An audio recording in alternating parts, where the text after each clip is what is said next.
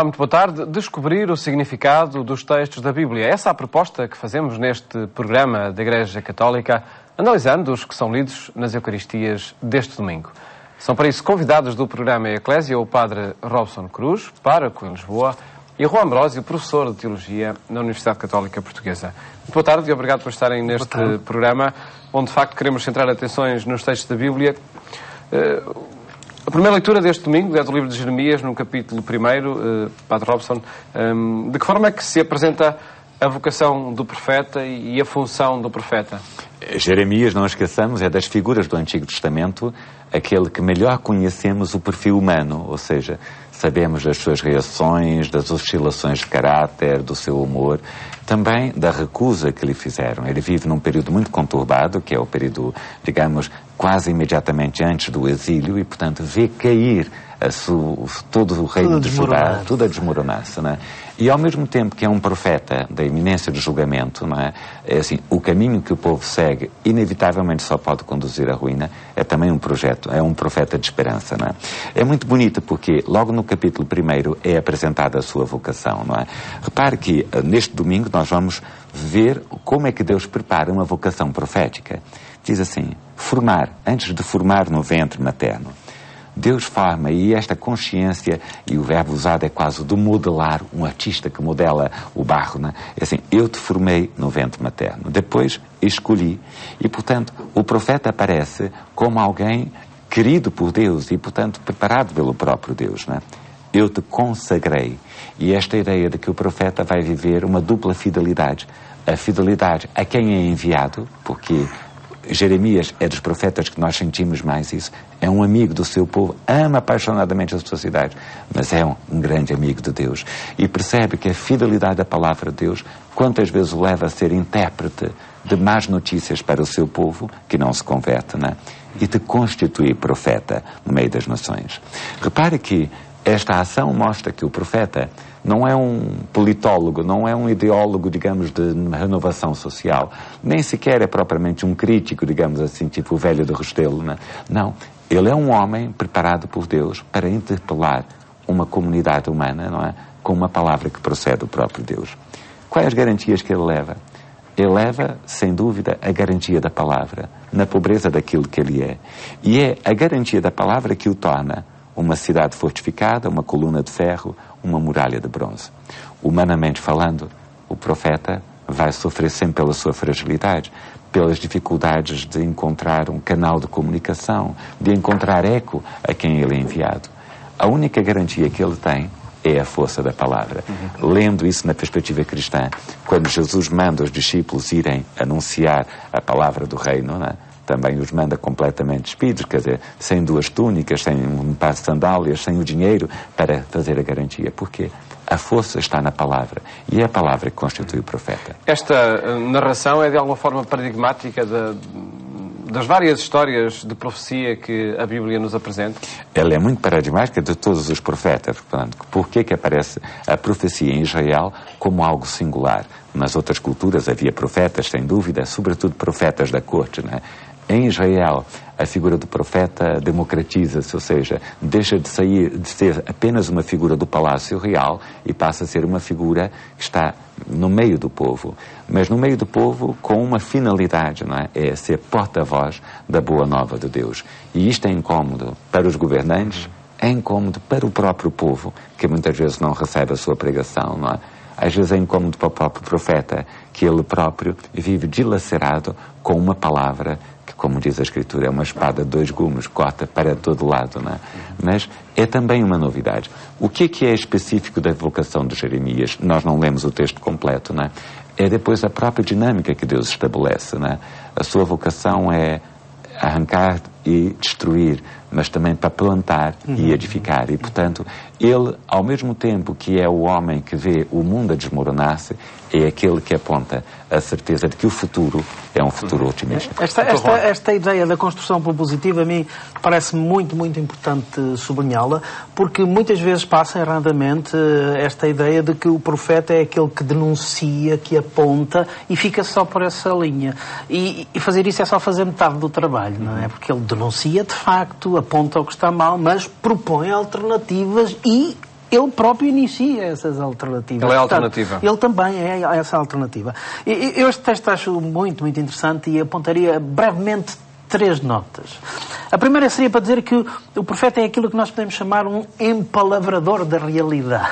O que é que eu quero dizer com isto? Ou seja, é aquele que olha para a realidade, para a história, e lê essa realidade à luz da palavra. Ou seja, empalavra essa realidade. E qual é esta realidade? É esta boa palavra que Deus quer comunicar ao povo. Este caminho alternativo, esta proposta de ousar novos caminhos para construir um futuro diferente. E, portanto, é à luz dessa palavra que o constitui como profeta, que o torna, de facto, forte. Às vezes a força não está, de facto, na força do homem que é profeta, mas na força da palavra que ele anuncia, que o constitui enquanto pessoa e que o envia em missão. É essa palavra que ele vai utilizar para ler a realidade, para denunciar a realidade, para transformar a realidade. Essa seria a primeira nota. A segunda nota, muito rapidamente, uma coisa que o Padre Robson disse e com a qual estou totalmente de acordo, é esta fidelidade de dupla via, que isto só é possível a partir de alguém que está profundamente apaixonado por Deus, mas profundamente apaixonado pelos seus contemporâneos, pelo povo onde ele vive, por aqueles a quem ele é essa história que o incomoda, não é? Exatamente, porque ele sabe que há um bem pensado, projetado, oferecido a esses, ele tem que denunciar aquilo que os desvia desse bem, porque o objetivo é esse bem, e esse bem, veremos mais à frente, é de facto o amor, o imenso amor de Deus que Deus propõe. E a terceira nota, que no fundo foi aquela por onde já comecei, é a questão da transformação. Estamos muito habituados, de facto, se calhar a pensar que a nossa missão é só denunciar, é só apontar, e até há quem diga, não nos compete a nós propor caminhos alternativos. Eu, pessoalmente, discordo dessa postura. Compete-nos a nós propor caminhos alternativos num jogo diferente do que muitas vezes se vê aí, mas compete-nos construir esses caminhos. Não só propor, como construí-los, edificá-los e percorrer esses caminhos alternativos. Penso que esta é até uma boa mensagem para os tempos em que vivemos, não é? A dinâmica... Parecemos que estamos a ver tudo a desmoronar-se. Temos que apontar as causas desse desmoronar, mas arregaçar as mangas e ousar outros caminhos para edificar outro futuro.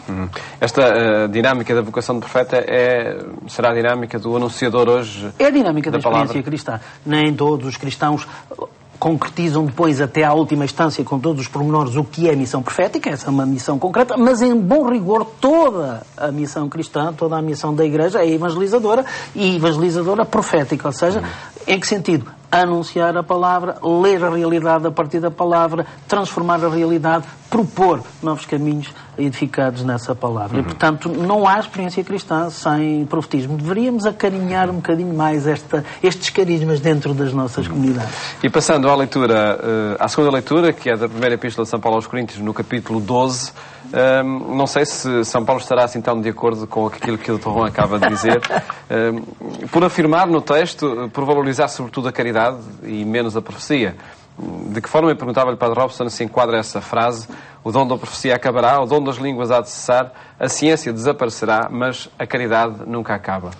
Mas Paulo, de qualquer forma, em todos os outros textos diz: o dom da profecia e todos os outros dons se encaminham para conduzir a essa experiência de amor gratuito que a palavra caridade realiza. Ou seja, significado? É assim, elas vão de acabar porque, no fundo, são um caminho para chegar a, não é?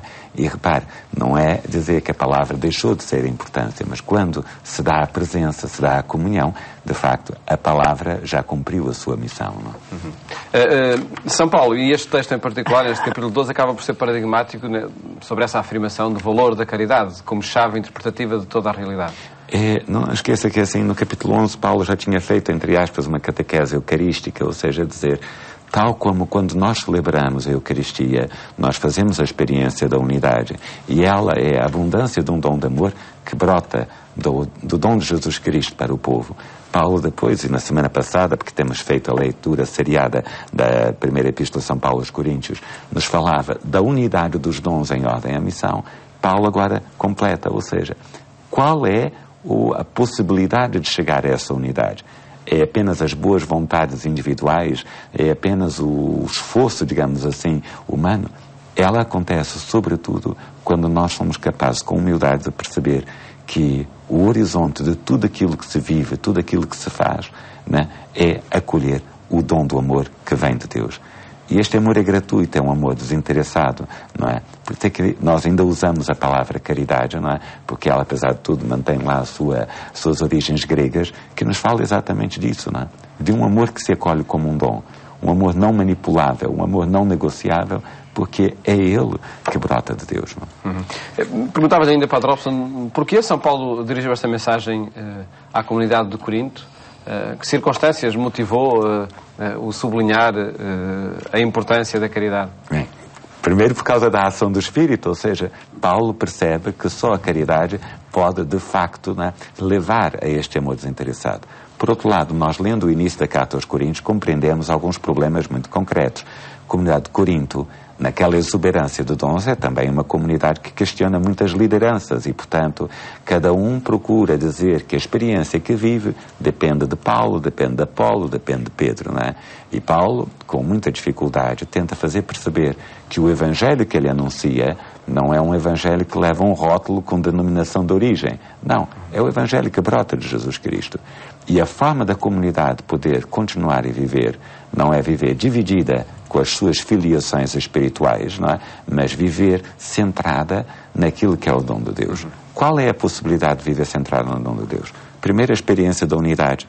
Tudo o que existe na comunidade como dons encaminha-os para a missão, para estar ao serviço do mesmo amor de Deus que se revelou em Jesus Cristo. Segundo, qual é o ambiente que isso traduz? A experiência de ter recebido este dom do amor de Deus que nos leva a viver um amor gratuito, a que chamamos caridade.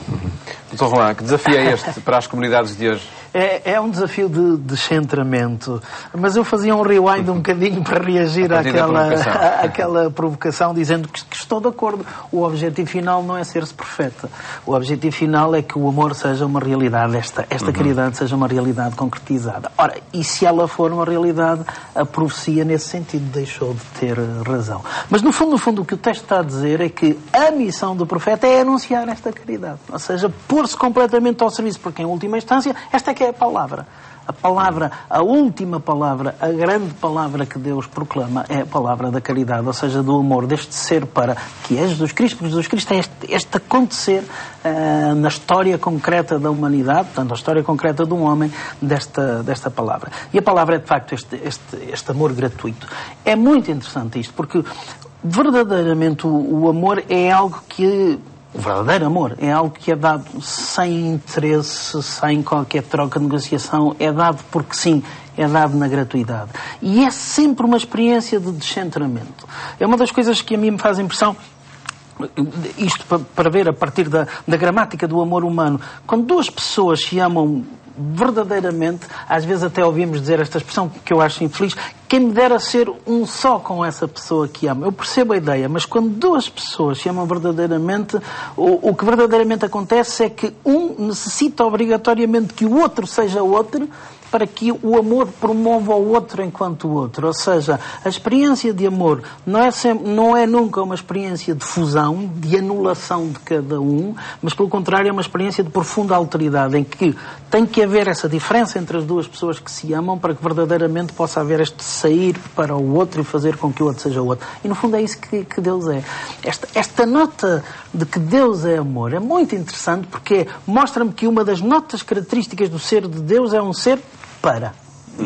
E nós depois utilizamos, por exemplo, quando refletimos em Cristologia, já não utilizamos só a categoria da pré-existência, este que existia antes de todos os tempos, mas utilizamos hoje uma outra categoria, que é a categoria da pró-existência. Jesus Cristo é Deus para. É Deus para a concretizar-se. Ora, essa tem que ser a nota da profecia. E por isso é que essa é que é a última palavra a que permanece. Quando nós somos totalmente para os outros, então estamos descentrados. Então um outro mundo é possível, um outro futuro é possível de ser criado. E essa é uma nota da experiência cristã. Esta mensagem de São Paulo, nesta leitura, que desafio pode constituir para as comunidades de hoje? Através, enfim, mesmo que faça muita coisa, se não tiver caridade... Exatamente, ou seja, tudo o que eu faça, desde que não tenha esta experiência de descentrar-me, de me pôr ao serviço dos outros, de amar gratuitamente porque sim, deixem passar essa expressão. Não por interesse vou-te amar, porque, no fundo, o que aqui está a ser promovido é aquilo que eu vou chamar uma lógica assimétrica. Eu não dou para que tu me dês ou porque tu me deste. Dou porque sim, dou por causa de ti, dou porque essa é a minha maneira de ser. E esse é um enorme desafio às comunidades cristãs. Às vezes estamos, mesmo dentro das nossas comunidades, preocupados com o momento que às vezes a Igreja enquanto tal vive, hoje, por exemplo, marcada por muitas asneiras que foi fazendo, pelas fragilidades dos seus membros, a preocupação que há entre as pessoas de dizer estamos a perder prestígio social, estamos a perder o lugar na sociedade. Devemos descentrar-nos disso. O verdadeiramente importante é a caridade, ou seja, são as comunidades cristãs, esta experiência de amor à humanidade, esta experiência de amor às comunidades humanas nas quais elas estão inseridas, à história humana concreta onde vivemos. Somos essa experiência de amor, somos essa concretização do amor de Deus para esse mundo, para o mundo de hoje. Então, se estamos a ser fiéis à nossa identidade e à nossa missão, estamos demasiado preocupados com o nosso prestígio social, com o peso que a Igreja tem na sociedade, com o perder o pé, com o já não ter... Nós estamos a pôr a caridade no centro e estamos a perder o pé verdadeiramente. E passamos à análise do texto do Evangelho que se escuta nas Eucaristias deste domingo, no capítulo 4 do Evangelista Lucas. E entre as afirmações desse texto, acredito que existe uma que identificamos mais facilmente: nenhum profeta bem recebido na sua terra. Estará aqui a frase central do texto? Em que circunstância ela é preferida por Jesus? Embora logo no início do texto há duas ou três afirmações que vale a pena sublinhar. Primeiro, como Jesus realiza a palavra, né? Retoma novamente o final do Evangelho da semana passada, cumpriu-se a palavra que acabámos de ouvir. A palavra, até no grego, é muito forte, pleute, significa que o que acontece duram seus efeitos. Não é apenas um pontinho. Há 2000 anos na Galileia aconteceu que Jesus até espelhou, digamos, a função dos profetas. Não. Aquela palavra ganhou o seu dinamismo a partir de então e acontece no mundo. Depois o texto, e Lucas vai dando a diversidade de reações perante a palavra, não é?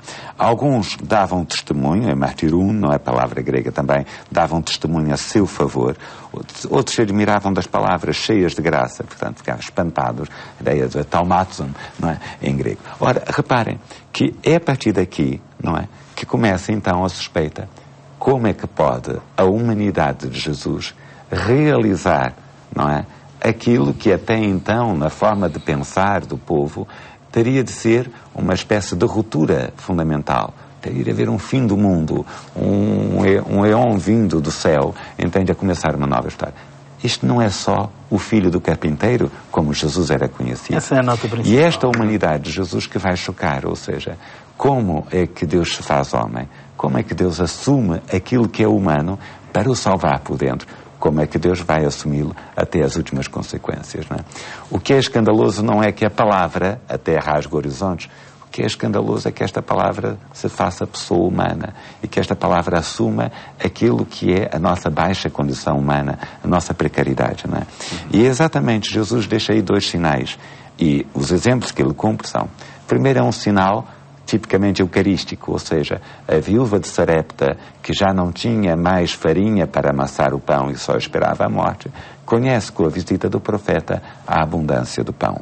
E outro é o sinal da cura, e, portanto, um sinal de que Naamã, um estrangeiro, foi curado da lepra. Repare que esses dois sinais, não é? A abundância de pão e o poder da cura das doenças, não é? Vai acompanhar agora o teste da palavra. Na humanidade de Jesus, ele mostra esta compaixão pelo povo faminto, não é? A quem ele oferece não só o alimento na multiplicação dos pães, mas ele próprio como alimento, não é? E ele próprio, não é? Que cura os doentes, aproxima-se deles, mostra no mistério da Páscoa, não é? Que a morte está vencida. Estou a falar do seu comentário. Esta ideia do que irrompe na humanidade, a humanização da palavra, parece-me fundamental. E porquê é que ninguém é profeta na sua terra? toda a gente o conhece e, no fundo, toda a gente está à espera é que a salvação, as grandes linhas de libertação venham de fora. E nós, às vezes, pensamos a ação de Deus assim. Deus é aquele que não está no mundo, é aquele que não está em nós e, de vez em quando, entra no mundo, de vez em quando, ou mesmo com frequência. Mas sempre esta ideia que vem de fora para dentro. O movimento aqui é o contrário. O movimento é irrompe de dentro para fora. Ou seja, Deus não acontece na história de fora para dentro, Deus acontece na história de dentro para fora. Acontece no próprio acontecer histórico é que ele acontece. E isso é que choca, é que esta palavra é dita na fragilidade da condição humana. E isso mostra, nós utilizamos muito a condição humana que é baixa, que é frágil, tudo isso é verdade, mas mostra também qual é a grandeza da condição humana, que é de tal maneira grande a ponto de poder encarnar a própria palavra de Deus. Qualquer um pode ser ator. Qualquer um dessa pode palavra. E deve ser ator. Não chega a dizer pode. Tem que ser ator. O que quer dizer é que este é um enorme desafio. A vocação cristã implica isso. Implica protagonismo. E protagonismo na construção da comunidade eclesial, mas não só da comunidade eclesial. Protagonismo na construção da comunidade humana. Ou seja, nós temos que ser os construtores da nossa história. À luz desta palavra, como é óbvio. A força não está em nós e só nas nossas capacidades, mas nesta palavra que encarna no meio de nós. Mas não temos que esperar que outros resolvam os nossos problemas, temos que ser nós a fazê-los. E os cristãos têm que dar esse testemunho. Fica esse desafio a partir dos textos que são lidos nas Eucaristias do próximo domingo. Muito obrigado por terem estado neste programa, onde quisemos analisar os textos da Bíblia que são lidos nas Eucaristias deste domingo. Desejo-lhe um bom fim de tarde, bom fim de semana. Até à próxima segunda-feira, se Deus quiser.